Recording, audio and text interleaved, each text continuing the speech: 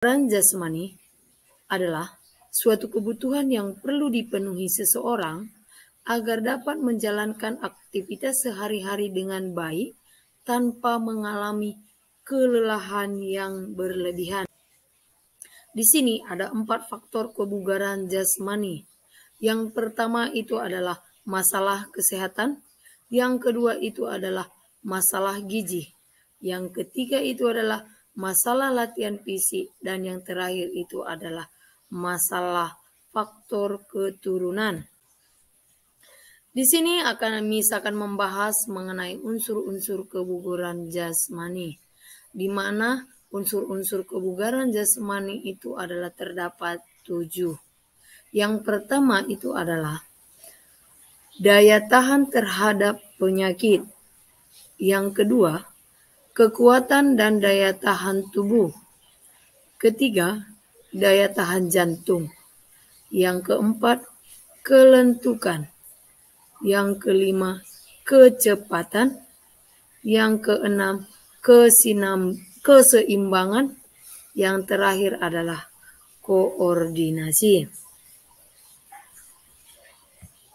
Sebelum melakukan unsur-unsur kebugaran jasmani ataupun latihan-latihan yang terdapat di unsur-unsur kebugaran jasmani, alangkah baiknya kita melakukan atau menghitung frekuensi denyut nadi maksimal, baik itu sebelum latihan ataupun sesudah latihan.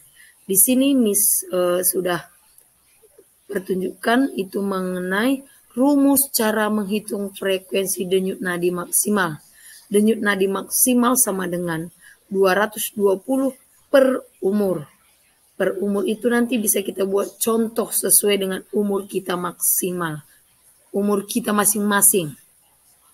Jadi dari situ kita akan mengetahui berapa denyut maksimal yang harus kita peroleh. Sesudah itu, kita akan melanjutkan di bagian konsep latihan kebugaran jasmani. Konsep latihan kebugaran jasmani itu ada 2. Yang pertama itu adalah konsep kesehatan, di mana konsep kesehatan itu mempunyai contoh seperti kekuatan. Yang kedua, kelentukan.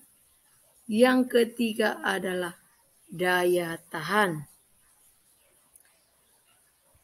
Di sini Miss sudah membuat gambar-gambar contoh bentuk latihan fisik yang biasa kita lakukan.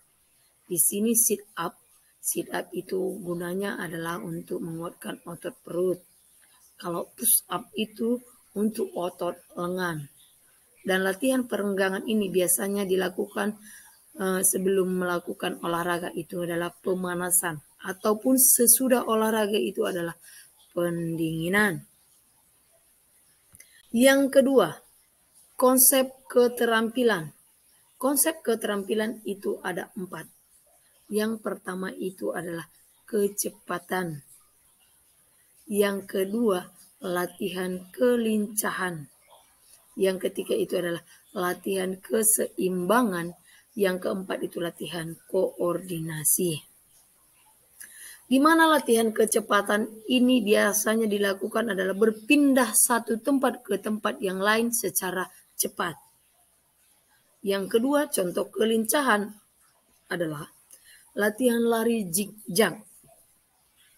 Latihan keseimbangan itu contohnya adalah sikap kapal terbang, sikap lilin. Biasanya latihan keseimbangan ini di senam lantai. Latihan koordinasi ini adalah sikap kayang. Sekian materi yang Miss bisa sampaikan hari ini. Semoga anak Miss mengerti dan bisa memahaminya dengan baik. Alangkah baiknya kita bisa mempraktekkannya di kehidupan kita sehari-hari. Sekian materi yang bisa Miss sampaikan. Jika ada kurang salah lebihnya, Miss minta maaf. Terima kasih. Salam olahraga.